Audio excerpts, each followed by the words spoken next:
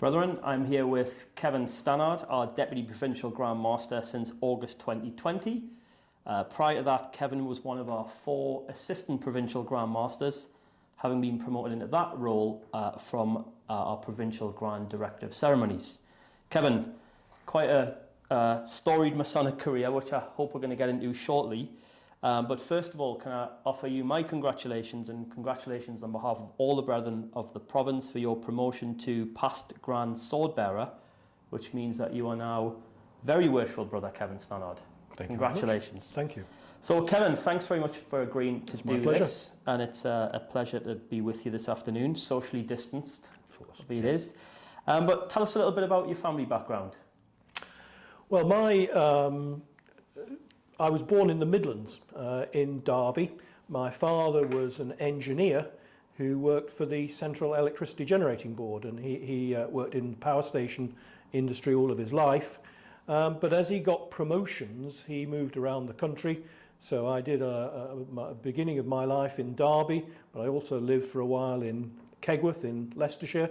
I did all my secondary schooling in Lancashire before I went down to London at the age of 18 to go to medical school. And I was down in London then for the next 16 years, first training to be a doctor, and then having decided to specialise in hospital surgery, ophthalmology, eye surgery. I was there for the following 10 or more years while I became eligible to become a consultant. In that 16 years, I decided that the London life was not something I wanted to see full-time for myself or for my family. So I was very keen to move away from London, and a job came up in Newcastle upon Tyne at the RVI that was just the sort of thing that I wanted to do, and I was very fortunate to apply and be appointed in 1989. So I've been an adopted Geordie for the last nearly 30 years, and have thoroughly enjoyed my time working in the RVI and living in the northeast of England. So how was your university experience then? Were you more library bookworm or rock and roll and late night parties? No, I was definitely a library bookworm type of person, I'm afraid. I'm not a great party animal. I think contrary to the popular perception of the medical profession, not everyone's a beer guzzling rugby player. I think nowadays, certainly the modern medical student is a very studious individual. They have very high academic standards that they must reach in order to get into medical school, and those high academic standards are required throughout medical training to whatever level of practice of medicine they wish to settle in. And you chose to specialise in ophthalmology. Have I got that right? Almost. Almost. Yes, ophthalmology, the specialty of eye surgery.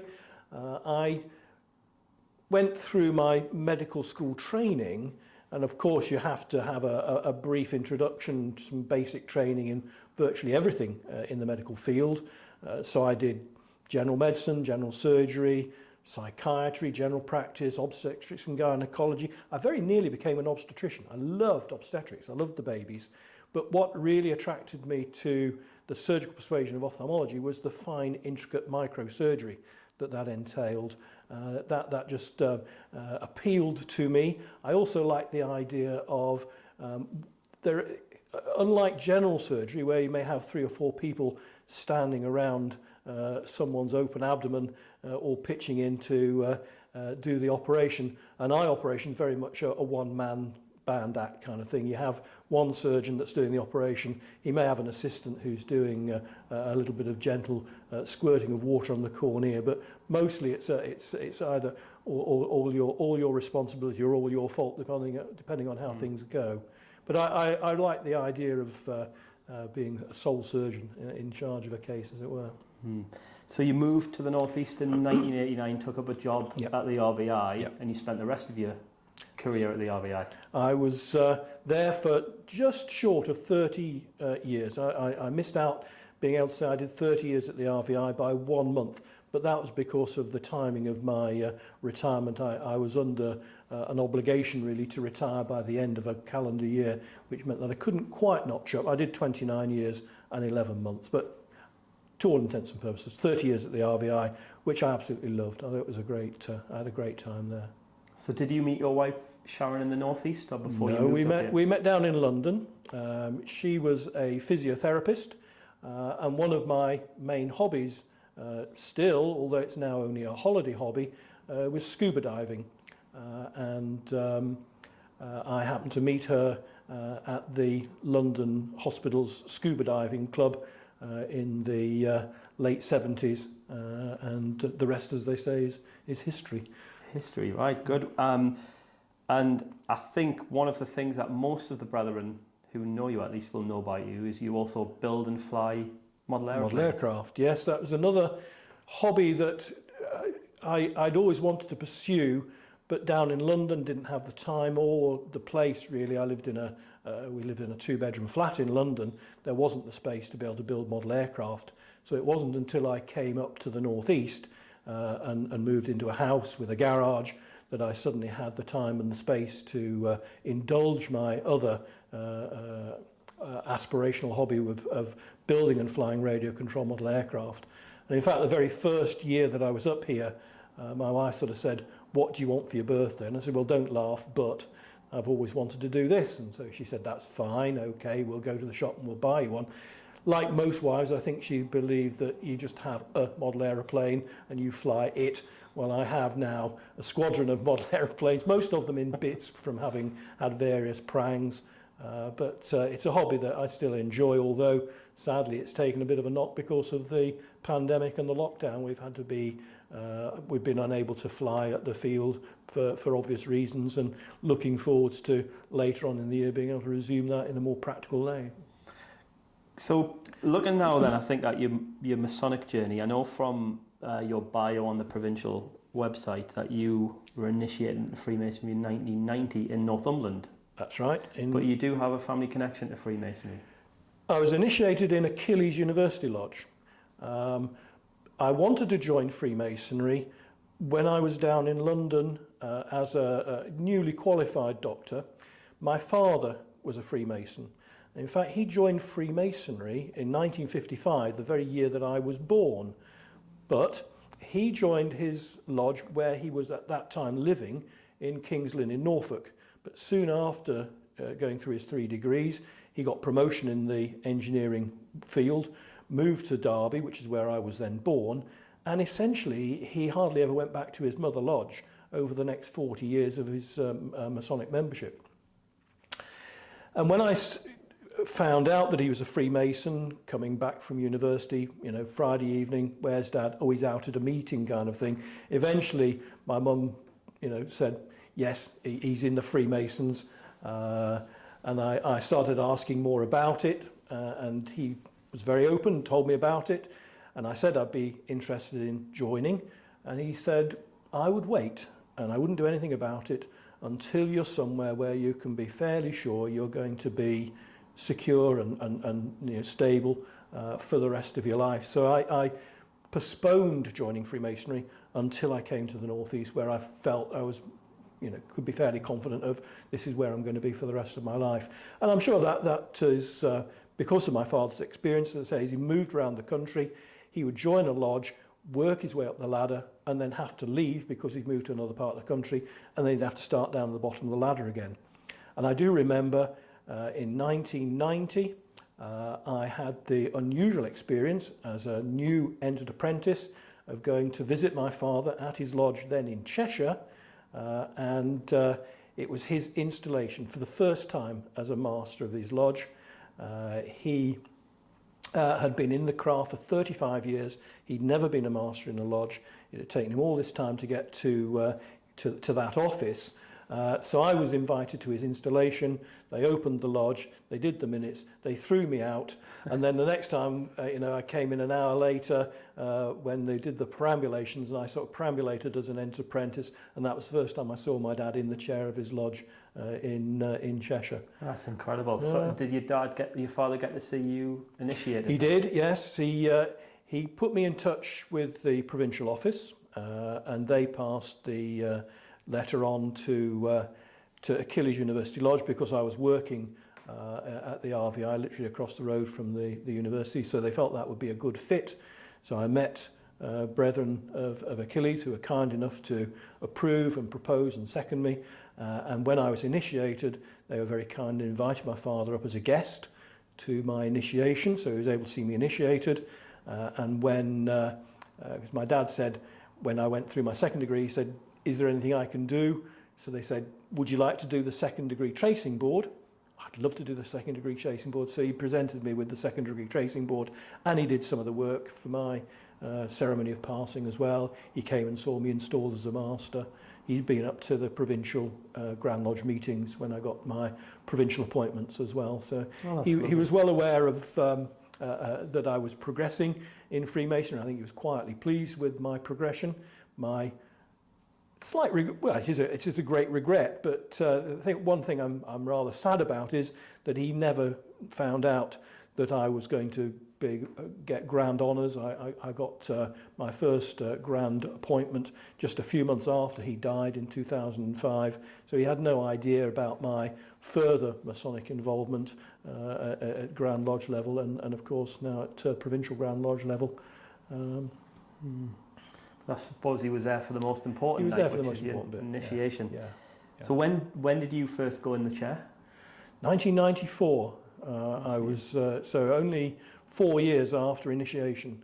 Rapid promotion was the name of the game. In which offices did you do on the way up then?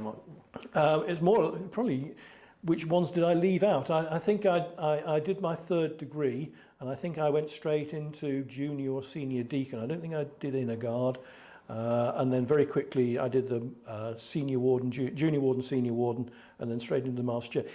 Achilles, even in those days, was regarded as being somewhat vulnerable, and some of the more senior past masters were saying, you know, we can see that you're keen, we'd like to see you get into the chair of the lodge, and I think you should do it sooner rather than later because we don't know how viable the lodge is and how much longer it will go on for.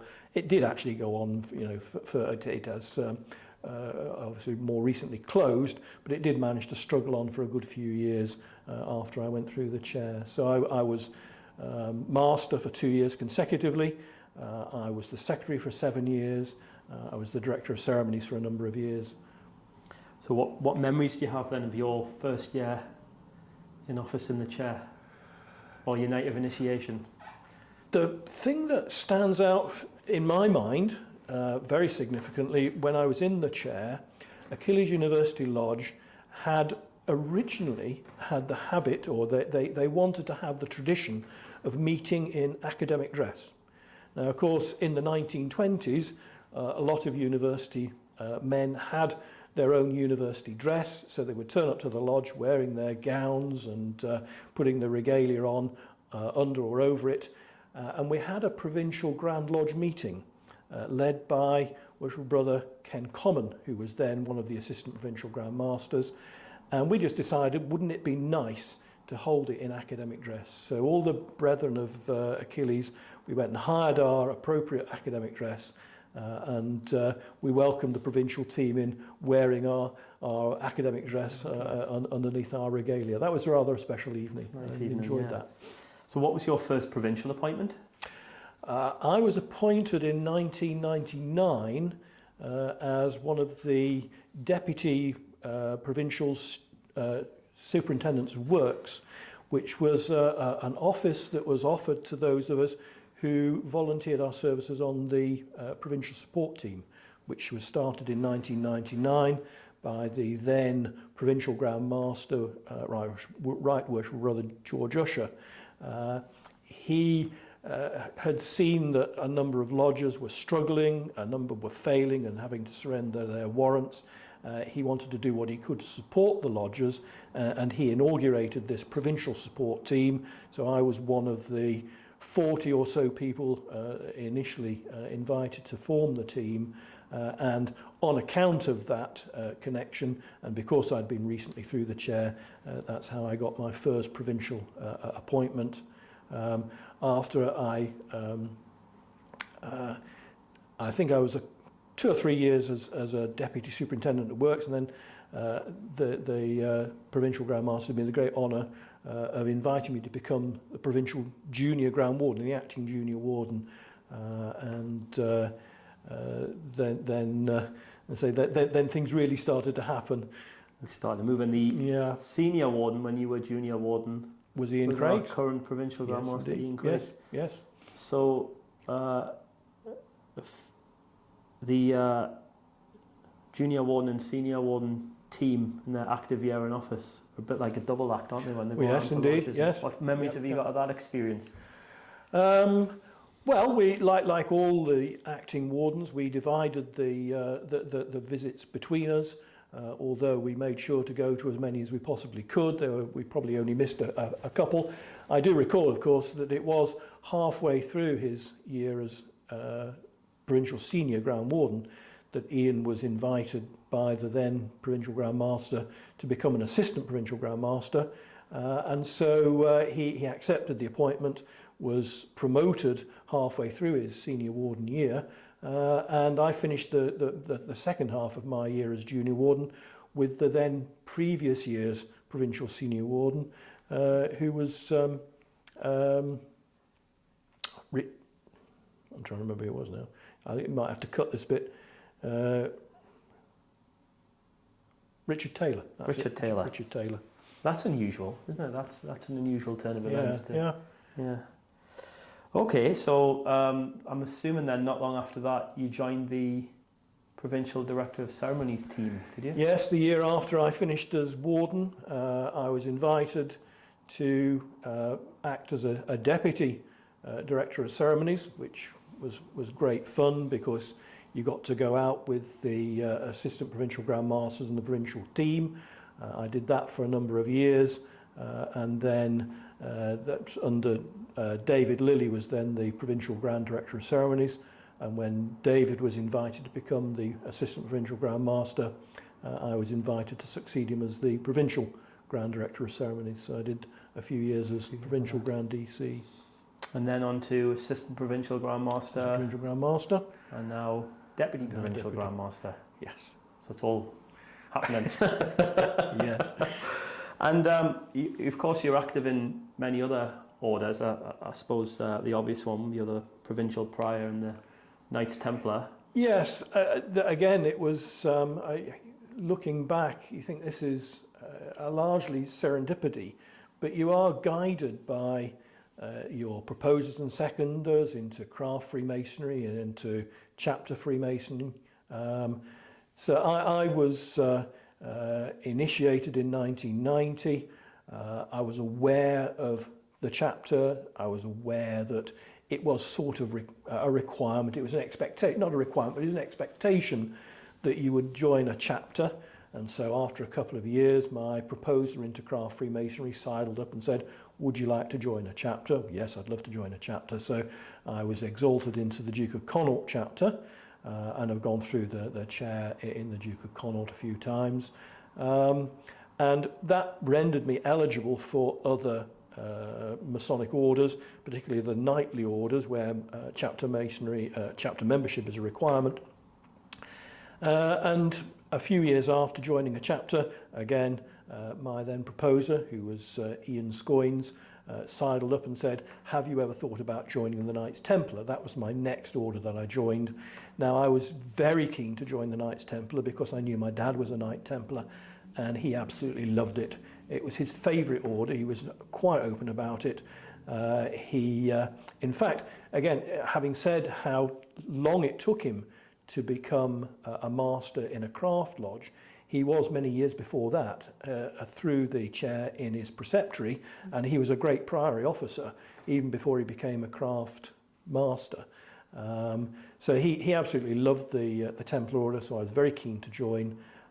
And again, I was proposed and seconded and installed in the Royal Kent Preceptory in 1995. It's probably an obvious question, this, but do you have a favourite? Almost got to say. I think it would be invidious to say, yeah, I think we all enjoy the orders that we're in. Yes, I mean, I love the Knights Templar, but I like the craft as well. You know, they're all interesting in their own way.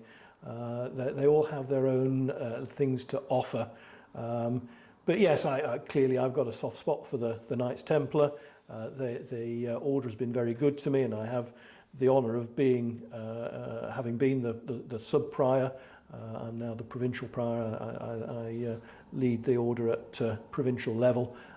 So yes, you'd expect me to say that that's probably one of my favourites at the moment. Absolutely. Do you have any advice for newer Masons about joining other orders then? What? I think I would say if you can afford the time, that's perhaps the most important thing.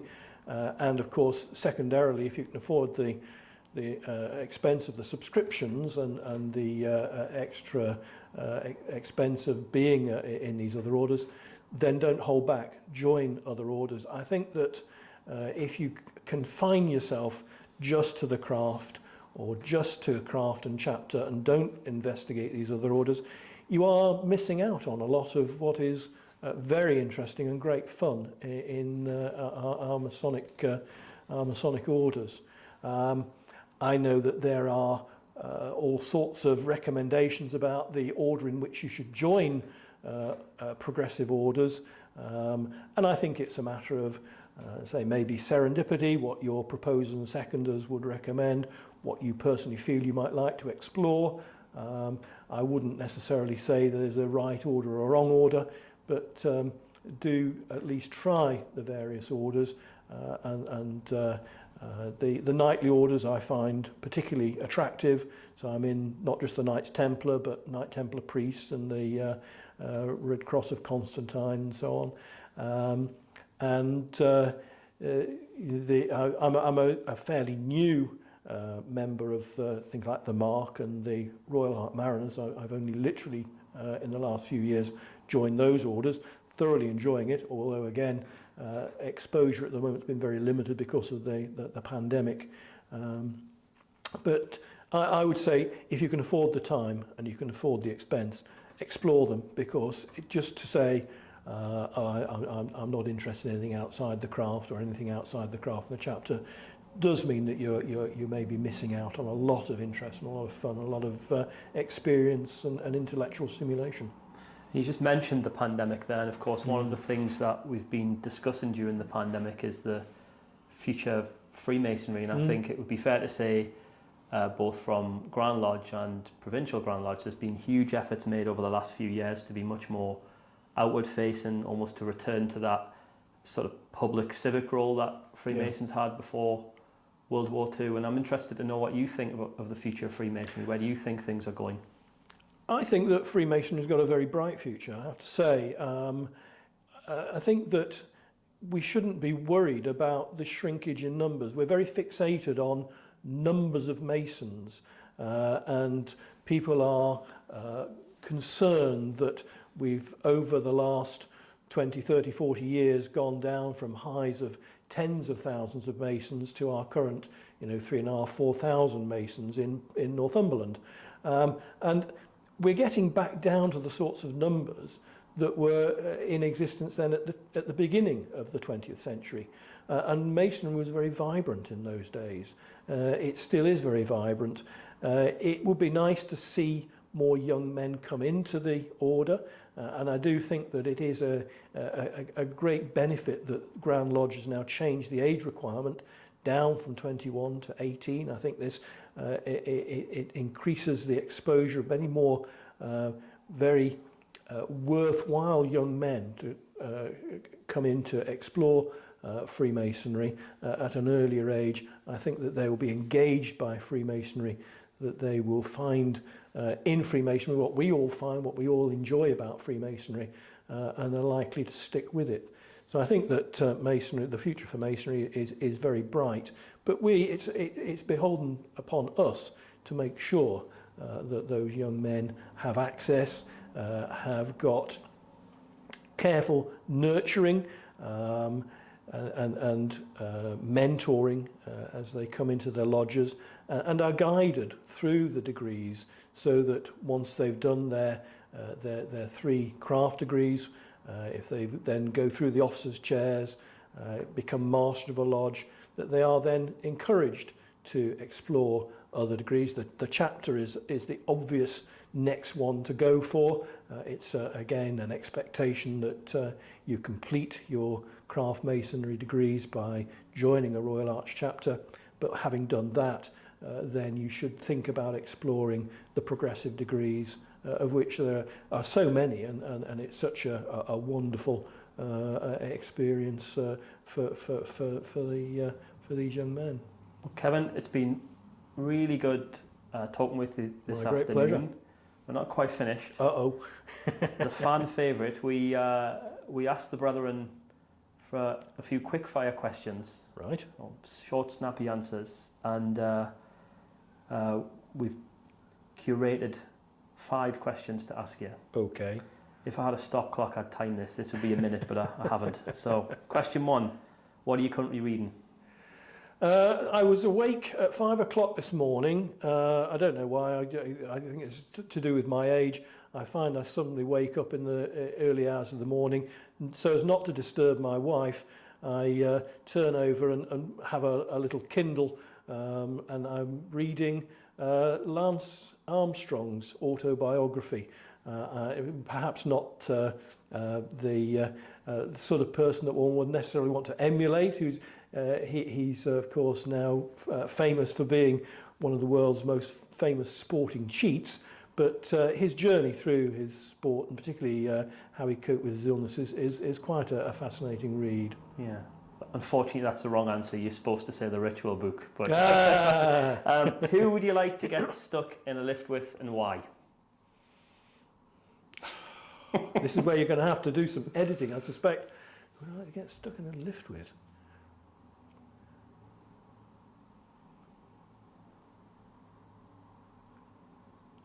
I can't think of anybody, really. Well, that's the right answer. Nobody.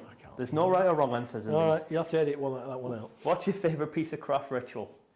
Oh, for me, without a doubt, the second degree tracing board. I said earlier on that my father presented it to me at the time that I was passed to the second degree, and I thought that was such a wonderful work that he, it was mind-boggling to see him just reel this off. I thought I have to learn that for myself, which is one of the early tasks I took upon and presented it a number of times as a master, and I thoroughly enjoy the second degree tracing board. Who is the most famous person you've met? The most famous person, I would imagine, is going to be Prince Charles. I met very briefly. He came on a tour of the Northeast and came into the RVI. This was on a Friday. I can recall that this was in the days when there was a consultant's dining room. And I used to go on a Friday because they did fish and chips. So I was walking along the corridor to get to the dining room, the consultant's dining room, and turned up, and the door was shut and locked, and it was no entry. And I remembered, oh, Prince Charles is here, they're probably giving him lunch. So I went back to go to the general canteen, and as I got halfway along the corridor, the security man came running along saying, get back, back. And Prince Charles came marching down the corridor and happened to spot me and was very kind and stopped and said, hello. And you want me to move? Sorry. You want me to move my car? Yeah. 2 minutes. 2 minutes, literally. Okay. I can't edit that out, by the way. Final one then. You've saved by the bell there. Final one. Tell us something about yourself that might surprise people. Lord. It's like an exam, this, isn't it? It is.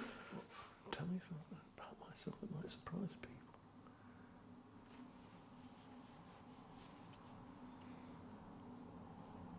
Nothing. See, you're an open book. That's the answer. Okay. Right, it is your honour, Kevin, to nominate the next member of the Provincial team to do the next deep dive interview. So who do you want to go for? I think the person that we should be inviting is one of our new assistant provincial Grand Masters, and I would like to nominate worshipful brother George Sanger, provided he doesn't bring his guitar. Kevin, thank you so much indeed for taking the time out this afternoon to do this. Really appreciate it. It was really interesting and nice to talk to you. My pleasure. Thank you very much.